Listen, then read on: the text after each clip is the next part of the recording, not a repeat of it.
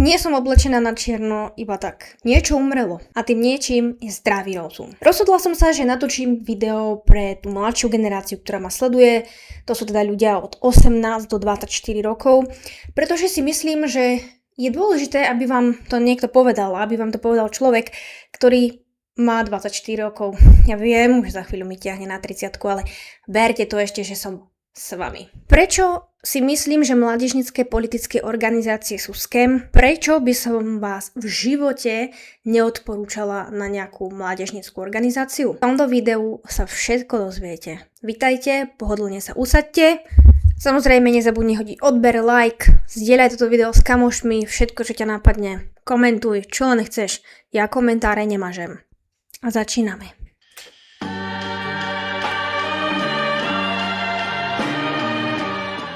Bola som v rozhovore u Mimi Šrámovej a medzi tým sa vyjadril ku mne mladý hlas. Pozdravujem vás, priatelia. Dovolte mi v krátkosti zareagovať na rozhovor Teresky Mičianíkovej u pani Šrámovej. Je dôležité určiť si fakty. V žiadnom prípade na základe žiadnej internetovej skupiny nevznikol mladý hlas. A to, že niektorí ľudia vrátane mňa sa neskôr stali členmi Mladého hlasu, nesúvisí vôbec nejako s Mladým hlasom ako taký. Pre mňa je to zábavné, pretože človek, ktorý v tom videu Mladého hlasu veľavrávne sa snaží vyvracať to, čo som povedala v tom rozhovore, je ten človek, ktorý založil skupinu, ktorú som spomínala, v ktorej som bola a ktorá následne viedla k vzniku Mladého hlasu. Čiže oceňte prosím vás ten paradox, že typek z Mladého hlasu vyvracia moje tvrdenia o tom, že založil skupinu, ktorá viedla k vzniku Mladého hlasu, tým, že sa dobrovoľne prihlási a povie o sebe, že je členom Mladého hlasu a ešte to aj robí cez sociálne siete Mladého hlasu. Inteligentným ľuďom asi by stačilo povedať iba toto, že je to úplný paradox a dokázali tým to, čo hovorím.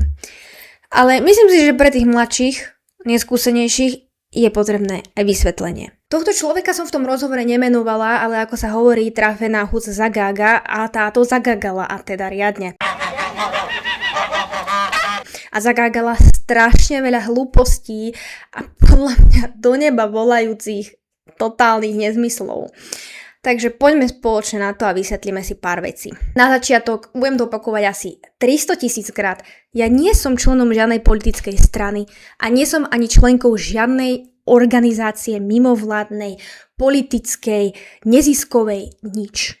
Ja som proste bežný človek, som obyčajná študentka, ktorá brigaduje popri škole, ktorá si zarába na svoje živobytie a svoj životný štandard poctivou prácou. Ja viem, že je to pre mnohých nepochopiteľné a hlavne pre tých, ktorí sú v Mladom hlase, pre tých kariéristických zbohatlíkov, ktorí si myslia, že keď sa odpracujú na reprezentatívnu funkciu alebo sa natrepú do nejakých organizácií, tak budú mať v živote postarané. A títo ľudia sú problémom našej doby.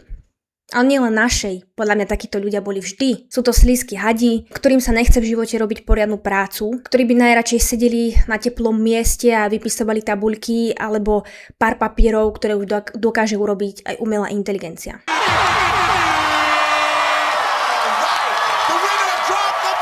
Naša ekonomika však nestojí na ľuďoch, ktorí chcú brať peniaze za nič. Naša ekonomika stojí na ľuďoch, ktorí pracujú. Na ľuďoch, ktorí reálne vytvárajú hodnoty v tomto systéme. A tými ľuďmi nie sú politici, tými ľuďmi nie sú úradníci, tými ľuďmi nie sú ľudia zamestnaní v štáte a štátnom sektore. Tými ľuďmi sú podnikatelia, zamestnanci, ktorí pracujú 12, krátky dlhý týždeň, ktorí si zarábajú peniaze svojim vlastným pričinením, schopnosťami a zručnosťami. A bohužiaľ, takýchto ľudí je na Slovensku čoraz menej, pretože väčšina z nich odchádza do zahraničia. Inštitút finančnej politiky prišiel s alarmujúcimi číslami o Slovensku. Každý rok odchádza z našej krajiny stále viac a viac ľudí. A odchádza do zahraničia presne kvôli takým, ktorým sa robiť nechce a ktorí by najradšej sedeli v parlamente a dvíhali ruky a stláčali gombíky za 6 000 eur mesačne. Ak niečo neznášam v svojom živote, a snažím sa tomu veľmi vyvarovať, tak je to klamstvo. Pretože každé klamstvo vás raz dobehne. A preto ja neklamem. A keď nemám čo povedať, tak držím ústa. Bohužiaľ to neplatí pre Mladý hlas, ktorý sa rozhodol, že on ide vyvracať. Teda moju pravdu. A nie moju pravdu. To je tá pravda. Takže, skupina Instagramová bola založená Jánom Mihálom, ktorý založil túto skupinu skrz kontaktovanie iných ľudí. Mne osobne napísal správu, ak ju nájdem, tak vám to tu aj dám do videa.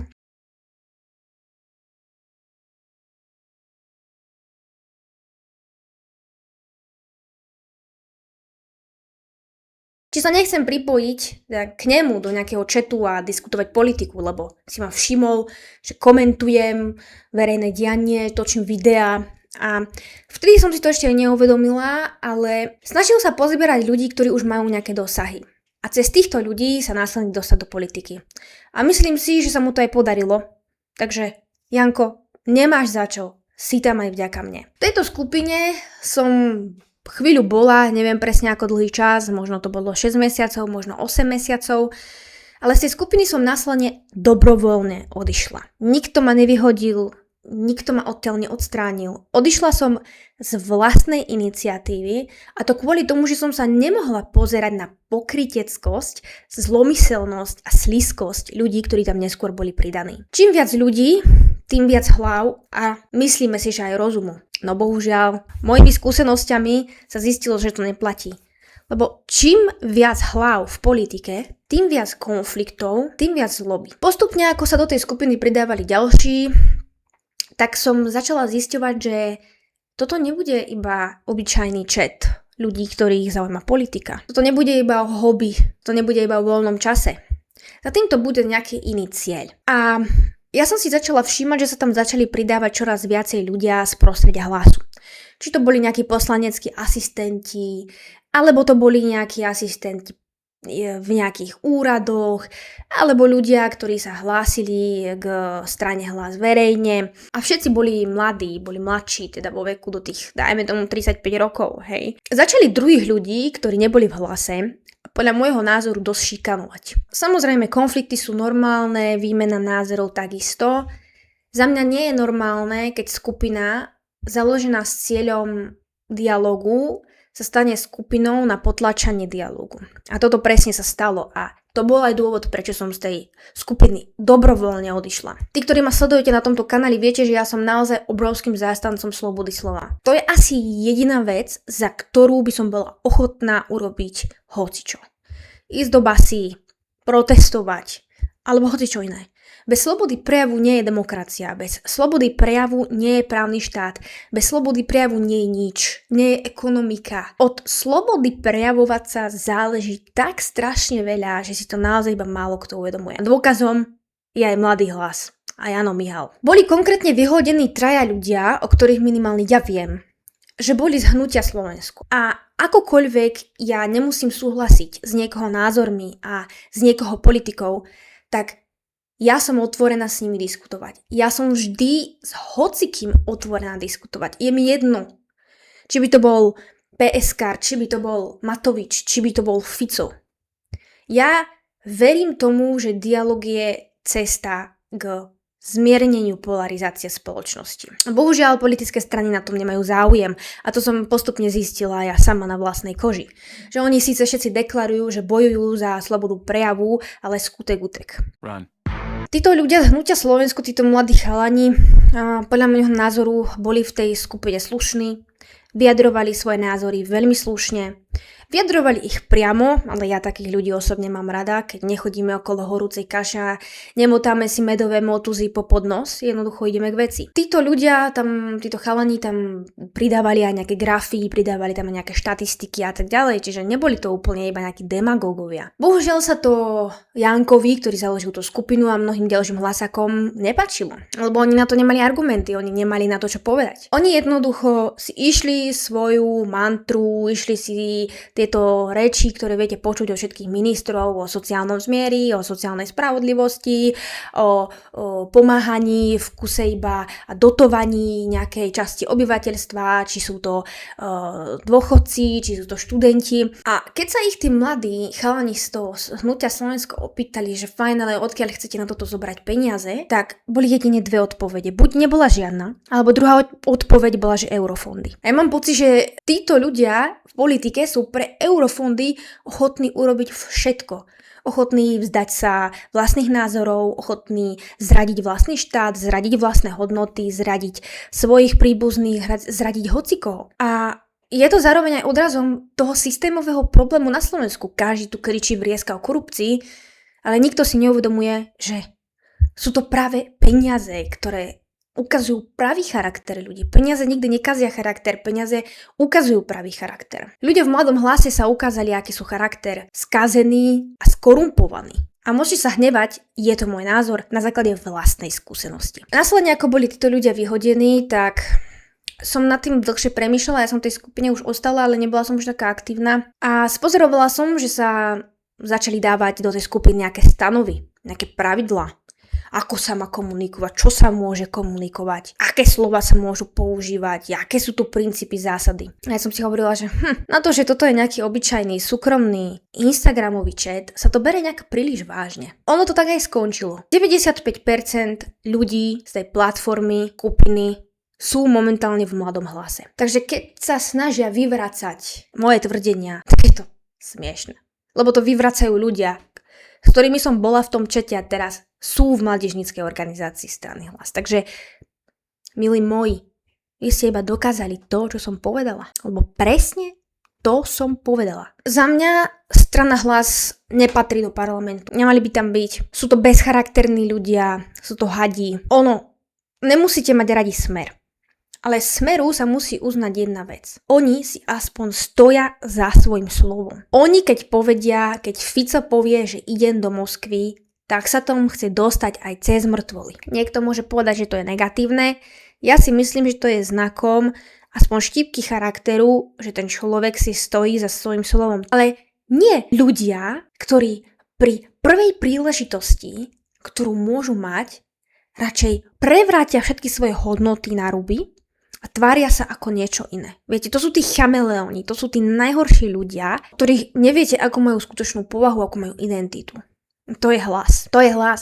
Lebo navonok sa tvária, ako oni podporujú koalíciu, ako oni chcú dobré pre Slovákov. Ale činy hovoria niečo úplne iné. Minister školstva presadil optimalizáciu stredných škôl, ktorá je že úplne celá zlá, pokazená. Spájali sa na juhu Slovenska prilúčenci školy, ktoré sa nemali spájať ani podľa jeho vlastného zákona. Mňa oslovovali mladí ľudia, že počuj, môžeš o tom napísať, môžeš o tom hovoriť. Napísala som o tom článok na blogu, kontaktovala som ľudí z médií, že pozrite sa na to, proste toto je spackané. Gymnázium sa ide spájať s odbornou ekonomickou školou. Pritom to je v zákone vyslovene zakázané, vyslovene povedané, že sa majú spájať iba školy, ktoré majú rovnaký charakter. A takýchto príkladov je milión. Zákaz sociálnych sietí. Na jednej strane si minister školstva podáva ruku s izraelským veľvyslancom a propaguje AI, na druhej strane chce zakazovať sociálne siete. Na jednej strane hovorí o digitalizácii vysokých škôl a potom povie, že zakaže deťom na školách mobil. A už klincov do rakvy je to, čo sa deje momentálne Jánovi Ferenčákovi. Ján Ferenčák je presným, živým príkladom toho, čo hovorím ja. A je živým príkladom mojej skúsenosti. Už môžete si o jeho pôžičke hotovostnej myslieť, čo chcete. Ja by som s ním mimochodom sa veľmi rada porozprávala. Takže ak niekto na neho máte kontakt, alebo ku Ferenčákovi sa toto video nejakým spôsobom dostane, nemám problém s ním urobiť rozhovor. A to ja rozhovory nerobím. Ale tu by som spravila výnimku. Pretože si myslím, že má čo povedať. A on je tým príkladom, že ak máte vlastný názor a naozaj si za tým názorom stojíte, nie ste v Hlase vítaní. A to môže byť aj zakladajúci člen. Ako náhle vybočíte z línie, ktorú oni chcú, aby ste to držiavali, tak už vám chodí klopať polícia na dvere. Už chcú ťahať vašu 80-ročnú matku, ktorá sa nevie hýbať alebo trpí na rakovinu, na výsluch. Zatiaľ čo Ferenčák bol na policajnej stanici mimochodom vypovedať. Takže policajti nemali vôbec žiadny dôvod ísť tam domov, keď on bol na policajnom výsluchu. Alebo vás niekto napadne na ulici, zozadu do hlavy, keď je tam vaša dcéra. Viete, toto sú tie veci, o ktorých ja hovorím v tých videách. Toto sú tie veci, že to není len tak, že niekto si myslí, to je realita. To je realita. A ja nie som v politike práve preto, lebo si poprvé myslím, že ženy do politiky nepatria, sme príliš emočné, sme príliš all over the place, všade, všemožne, to budete vidieť na tomto videu, že v podstate idem free flow, ja nemám tu na žiadny skript, nikto mi nehovorí, nepíše, čo mám hovoriť. Ja idem tak, ako to cítim, ja idem to, čo viem, že som zažila. A preto ženy sú nevyspytateľné a podľa mňa v politike potrebujete ľudí, ktorí sú viacej stabilnejší, viacej racionálnejší, viacej pragmatickejší a vedia reagovať s chladnou hlavou. Po väčšine ženy také nie sú. A po druhé je to, že som mladá a myslím si, že mladí ľudia do politiky nepatria. Nemáte skúsenosť, nejakým spôsobom ste neprispeli do ekonomiky, ste ľahko zmanipulovateľní, ľahko vás vedia zneužiť na zlé veci, môžete sa stať bielým koňom, môžete sa stať hlupákom na verejnosti, z ktorého sa budú celý život smiať, ako napríklad ja z Mladého hlasu, alebo len jednoducho si pokazíte reputáciu, pokazíte si život. Netrepte sa do politiky, keď fakt nemáte s tým skúsenosť. Vyjadrujte sa k politike.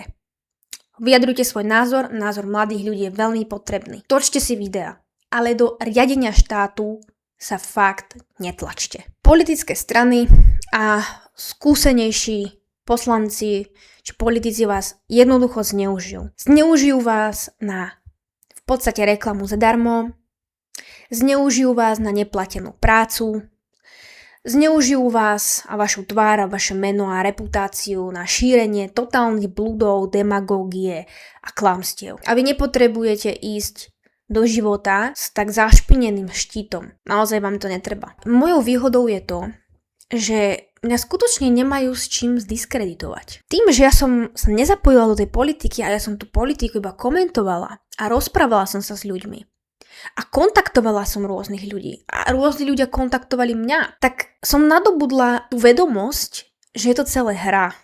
Je to divadlo. Tí ľudia sa navzájom poznajú, tí ľudia majú navzájom biznisy, tí ľudia spolu chodili do školy, alebo mali nejaké firmy, alebo niekde pracovali spolu. Vy si musíte uvedomiť, Slovensko je 5,5 miliónová krajina. Tu sa každý s každým pozná. A keď ste v politike, tak je to duplom. Je to 4-krát toľko, že vás každý pozná. A vy poznáte každého. Je potrebné, aby v tomto štáte aj niekto vytváral reálne hodnoty.